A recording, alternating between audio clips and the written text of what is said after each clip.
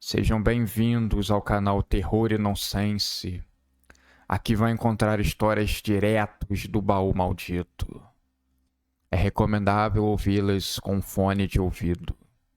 Não deixe de curtir e nos seguir aqui, ajuda bastante o nosso canal. Vamos para as histórias.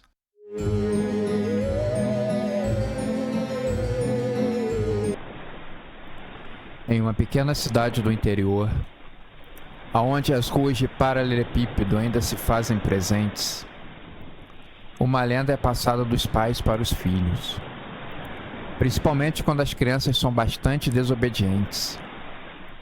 É a famosa lenda do Homem do Saco, uma figura sinistra que arrastava as crianças mal criadas para longe de casa, se abrigando em algum lugar da floresta. As crianças desapareciam para sempre. A história era contada para acalmar os mais agitados, para fazer os travessos dormirem cedo e para manter as crianças obedientes. Dizia-se que o Homem do Saco espreitava nas sombras, pronto para capturar crianças desobedientes em seu saco de batata super reforçado. Uma vez ali dentro, não havia escapatória. Ele as levaria para um lugar terrível, onde nunca mais essas crianças seriam vistas. Mas os adultos levavam essa história tão a sério. Precisavam manter viva as tradições da cidade, que alguns até acreditavam que a lenda era real. Ouviam sussurros pelas ruas, se assustavam com qualquer homem que estivesse carregando um saco. A cidade levava uma fama muito grande por isso. As pessoas se divertiam com a história. As crianças, com elas era diferente. Elas tinham pesadelos com o homem. Era o tempo inteiro reforçando o bom comportamento e formas de agir. Qualquer deslize que uma criança cometesse, elas já ficaram com medo. Iam dormir de noite na cama dos pais. Imagina se o Homem do Saco abre a janela e a pega dormindo. Um belo dia qualquer, em uma manhã ensolarada, Álvaro, uma criança que tinha o espírito travesso, mas que a contragosto controlava o seu temperamento com medo de receber a visita do Homem do Saco, o menino cometeu um deslize. Durante uma partida de futebol, na aula de educação física, ele se exaltou com uma falta recebida e partiu para cima do colega. "Tá maluco? Cocô de galinha! Você não joga nada!" Depois da briga, a partida prosseguiu e o garoto chamado de Cocô de Galinha fez outra falta muito dura em Álvaro, que levantou enfurecido e partiu para cima do garoto, acertando um soco bem dado no seu nariz. O menino caiu no chão sangrando bastante e chorando muito. Álvaro, então, foi levado para a diretora, que concordou que no dia seguinte ele só entraria na escola com a presença dos pais. Chegando em casa e mostrando a carta da escola, contando dos acontecimentos, sua mãe o colocou de castigo. "Direto para o quarto, menino. Não vai sair hoje. E nem vai poder jogar videogame. Estamos entendidos? Ou é isso, ou o Homem do Saco vai vir te pegar de noite. Não seja uma criança desobediente." Ele estava irritado com essa história de a todo momento ser obediente e em nenhum momento conseguir ser criança, arrumar briga, aprontar algumas. A vida passa tão rápido que é preciso aproveitar ela. Quando sua mãe saiu para o trabalho, ela era manicure e estava sempre visitando os clientes. Álvaro se esgueirou para fora de casa e foi brincar na rua com seus amigos. Chegando em casa, tomou um banho, ligou seu videogame e ficou jogando até perto da hora que seus pais chegariam. Depois fingiu que estava deitado na cama, dormindo. Pela manhã receberia uma bronca gigante do seu pai, que o acompanharia até a escola. Coisas da vida. O garoto estava deitado pensando. Nunca sumiu uma criança sequer. Nunca ouvi falando de alguém que tenha sido levado pelo homem do saco. Será que essa história é real? Corroído pela dúvida e pela vontade de colocar essa história à prova, ele esperou seus pais dormirem e saiu sorrateiro pela porta da frente, evitando fazer qualquer tipo de barulho. Hoje eu vou descobrir se esse monstro é real ou não.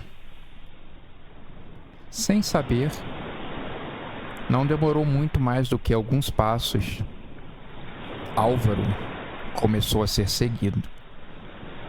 Enquanto caminhava pela rua, olhos invisíveis o seguiam. De repente, um arrepio percorreu a sua espinha e ele percebeu uma sombra se movendo. O homem do saco estava ali. Sim, ele era real. Álvaro então correu na direção oposta da sua casa. Como o homem do saco veio daquela direção, ele precisou correr para o outro lado. Um azar. Ele estava pensando que havia sido um desafio idiota. Como ele tinha feito besteira durante o dia, tinha que passar muito tempo quieto, fazendo coisas boas. Estava lamentando a sua má sorte. O garoto continuou correndo, mas se viu encurralado em um beco sem saída e escuro. Seu coração batia descontrolado. Tentou se esconder dentro da enorme lata de lixo. O homem do saco se aproximou. Pela fresta, Álvaro pôde perceber os seus olhos vermelhos.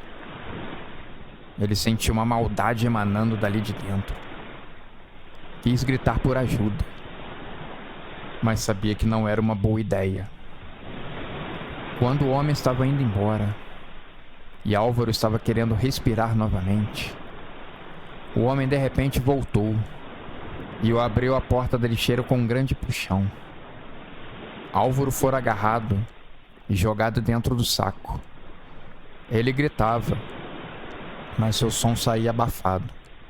Uma vez ou outra, o homem do saco dava uns tapas na criança, para que ela fizesse silêncio. Álvaro chorava. Sabia que agora estava encrencado.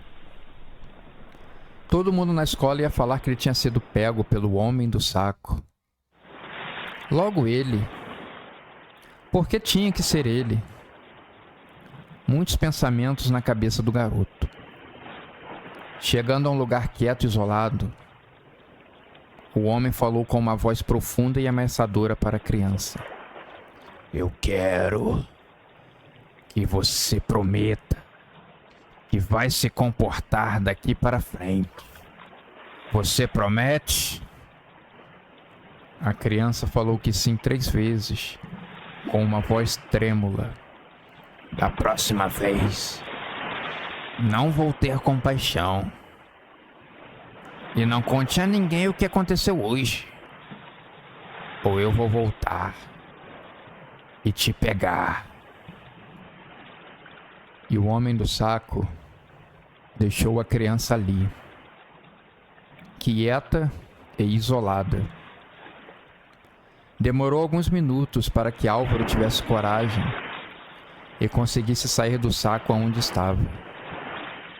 Olhou em todos os lugares ao redor e percebeu que estava no jardim da frente da sua casa.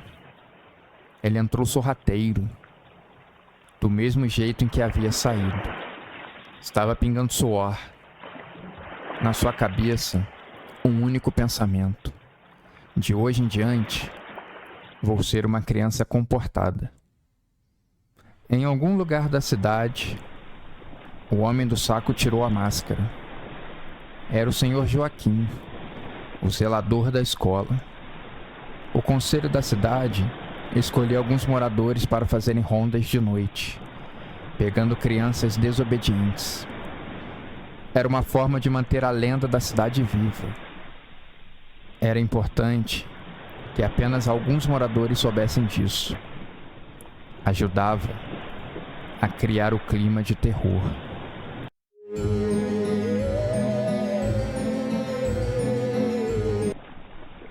O menino Bernardo se mexia inquieto na cama. Sua mãe havia fechado o livro de história infantil que tinha lido para ele.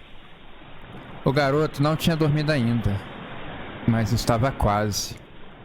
A mãe imaginava. Lhe deu um beijo na testa e desejou boa noite. Ao sair, apagou as luzes do quarto.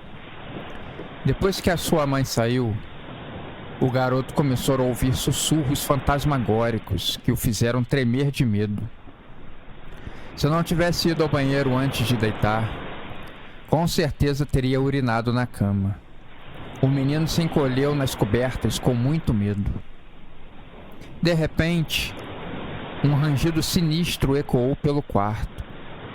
O armário, antes uma sentinela silenciosa, agora se transformava em uma boca escura e ameaçadora. Bernardo prendeu a respiração, o coração batendo descompassado no peito.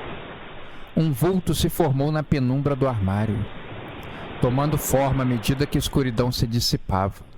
Era o bicho-papão. Uma criatura alta e esquelética, com olhos vermelhos, que brilhava como brasas no escuro. Seus dedos longos e afiados se contorciam como garras, prontos para agarrar a sua presa. Com um sorriso sinistro, o bicho-papão avançou, deslizando pelo quarto como uma sombra. Bernardo, paralisado pelo medo, não conseguia se mover. O monstro se aproximava cada vez mais, seus olhos fixos no menino indefeso. Justo quando o bicho-papão estava prestes a se lançar sobre Bernardo, sua mãe retornou ao quarto e acendeu as luzes. Por que está gritando, menino? Está na hora de dormir. Com muito medo, ele apontou o armário, dizendo que havia um bicho-papão ali dentro. Sua mãe o abriu, mostrando para Bernardo que não tinha nada. Era o velho armário de sempre, só com as suas roupas e alguns brinquedos. Toma aqui, Bernardo, a sua bola de tênis. Fique com ela. Talvez você se acalme um pouco e consiga dormir. O menino agradeceu, e sua mãe ficou aos seus pés, esperando ele adormecer. Quando achou que o menino já tinha embarcado para o mundo dos sonhos, ela partiu para o seu quarto. Mas o monstro estava ali. Não era uma obra de ficção apenas para assustar as crianças. Ele estava ali e se alimentava de medo e dos gritos. Quanto mais a criança gritasse de pavor, melhor.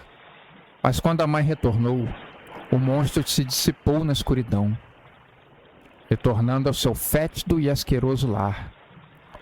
Ele precisava se recuperar para poder voltar. Naquela noite, Bernardo não dormiu mais. Os sussurros fantasmagóricos e o rangido sinistro do armário ainda o assombravam. Mas, acima de tudo, ele guardava a lembrança do bicho-papão. Uma criatura terrível que o espreitava na escuridão. Nos próximos dias, o menino teimava em querer dormir com os pais.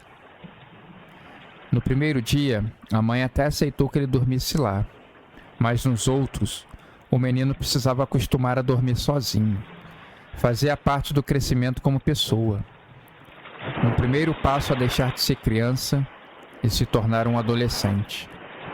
Crianças não precisam temer o escuro, dizia sua mãe.